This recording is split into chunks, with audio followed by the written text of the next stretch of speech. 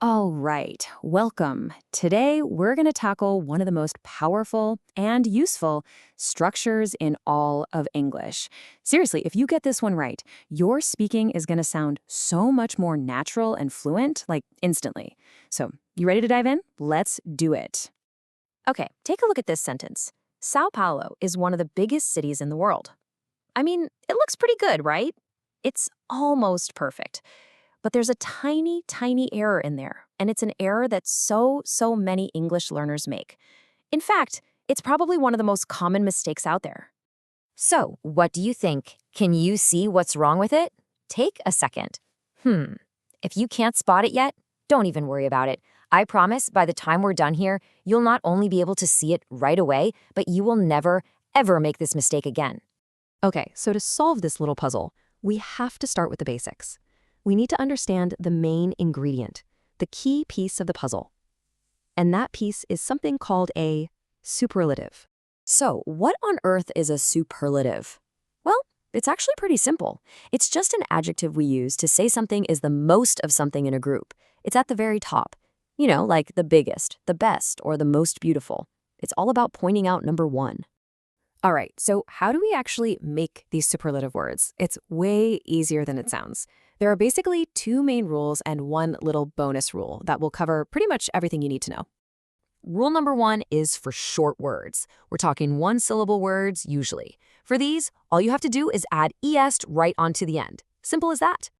So, for example, the word new becomes the newest. The word fast becomes the fastest. See? Easy. Okay, on to rule number two. This is for the longer words, the ones with two or more syllables. With these, we don't tack anything on the end. Instead, we just put the words the most right out in front. So a word like beautiful becomes the most beautiful, and something like delicious becomes the most delicious. You would never, ever say beautifulest. That's just not a word. And that's really the key difference right there. And now for that little bonus rule I mentioned. This is for words that end in the letter Y. They're a little special. What we do is we drop that Y and we add iest instead. So, for example, pretty turns into the prettiest, and busy becomes the busiest.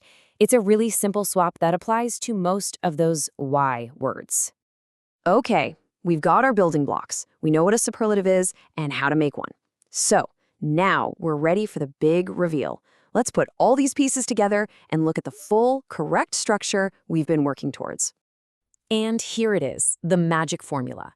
It goes like this. You start with your subject and verb. Then you use one of our key phrases, like one of.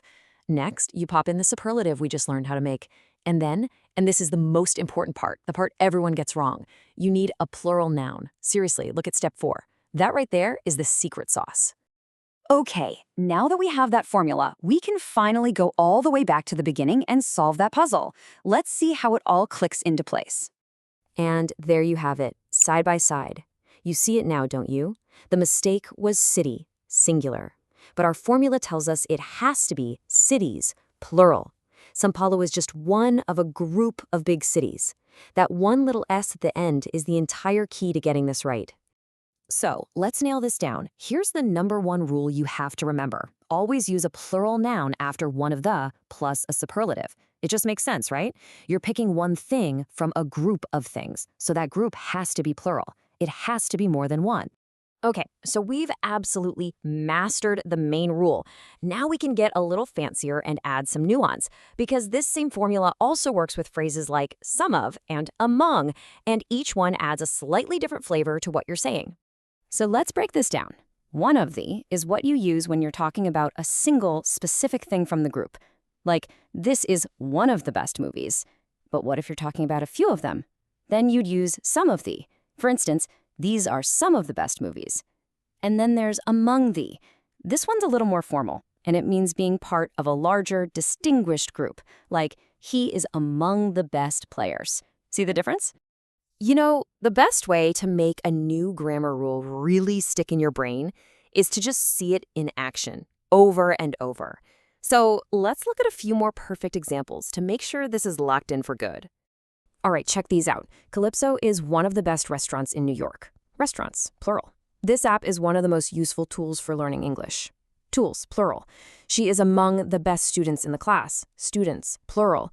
Even that last one, that podcast is one of the most interesting I've heard. It implies one of the most interesting podcasts. You see that pattern? It's always there. The noun that follows the superlative is always, always plural. And that's really what this all boils down to. That's the big takeaway. The most crucial point is you have to have that plural noun. It's not just a small grammar thing, it's a logic thing. And it makes all the difference in the world between sounding like you're learning and sounding like you really know your stuff. Okay, so now it's your turn to try it out. Let's put this to work. I've got a question for you.